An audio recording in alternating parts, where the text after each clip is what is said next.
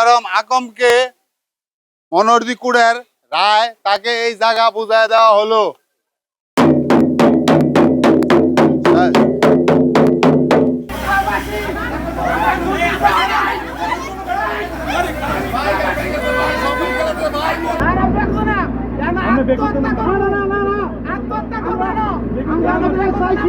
মনোহরদীর দেওয়ানি ডিক্রিদারি মোকদ্দমা ১/২০২৪ আদেশ বলে আজকে আমরা এখানে আসছি দখল দিতে। এই দখলের যে ডিক্রিদার পক্ষ মোকাররম হোসেন আকন, তার পক্ষে আমরা তাকে এই দখল বুঝাই দিলাম। ডিক্রিদার পক্ষের লোকজনের সহায়তায় অ্যাডভোকেট কমিশনার শহীদ ইসলাম রনি তাকে এই নালিশা ভূমির দখল কার্যের যে তফসিল বর্ণিত যে সীমানা, সেই সীমানা চিহ্নিত করে দিয়েছেন। সেই মোতাবেক আমি আজকে এই মোকাররম আকন্দকে তার এই দখলীয় জায়গা, নালিশা ভূমির জায়গা বুঝাই দিলাম। এখন অদ্য হইতে এই জায়গার প্রকৃত মালিক সে মোকাররম আকন্দ, অন্য কেউ এই জায়গার দাবি করতে পারবে না। আর যদি অন্য কেউ এখানে অনুপ্রবেশ করে তাহলে মোকাররম আকন্দ সে আইনানুগ ব্যবস্থা নিতে পারবে। এখন এই দৌলের মাধ্যমে আমরা এই গ্রামবাসী এবং সকলকে এই আদালতের আদেশটা আমরা পুনরায় অবগত করে যাচ্ছি, ঠিক আছে। আর যদি দায়িত্ব পক্ষের লোকজনের কোনো এই বিষয়ে আপত্তি থাকে অবশ্যই তারা আদালতে শরণাপন্ন হতে পারবে, ঠিক আছে। কেউ আমাদের পক্ষ না, ঠিক আছে। আমরা কোর্টের যে আদেশ সেটা আমরা এখানে মানে বাস্তবায়ন করতে আসছি।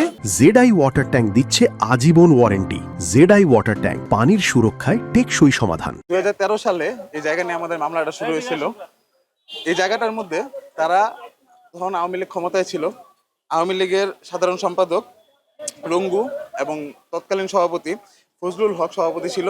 তার নেতৃত্বে তারা আমাদের এই জায়গাটা জোরপূর্বকভাবে দখল করছিল এবং ২০১৩ সাল থেকে আজকে ২৬ সাল পর্যন্ত আমরা এই জায়গাটা আমাদের বেদখলে ছিল।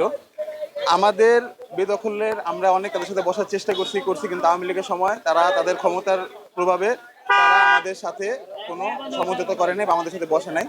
কিন্তু এই ৫ই আগস্টের পরে ছাত্র জনতার অভ্যুত্থানের পরে আমরা কোর্টে মামলা করার পরে আজকে আমরা সুষ্ঠু বিচারের মাধ্যমে আমাদের জায়গা আমরা বুঝে পাইছি।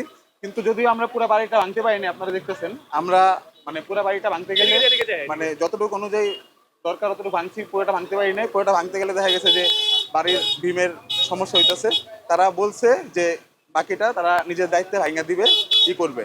এবং তারা যারা ছিল তারা সবাই হলো আওয়ামী লীগের দোসর। আওয়ামী লীগের সময় তারা ক্ষমতাসীন ছিল এবং এই এলাকার অনেক মানুষ বলতে পারবে যে তারা এরকম কত মানুষের জমি দখল করছে, নষ্ট করছে।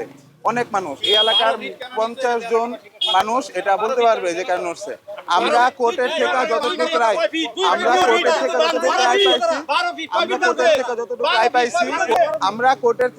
রায় পাইছি কোর্টের রায় অনুযায়ী আমাদের ততটুকু বুঝে দিচ্ছে। এই জায়গা কোর্টের আদেশ মোতাবেক এই জায়গার মধ্যে আদালতের নির্দেশ মোতাবেক 4% জায়গা সীমানা চিহ্নিত করে দিচ্ছি। সীমানার ভিতরে ওনার বিল্ডিং এর একটা অংশ পড়েছে।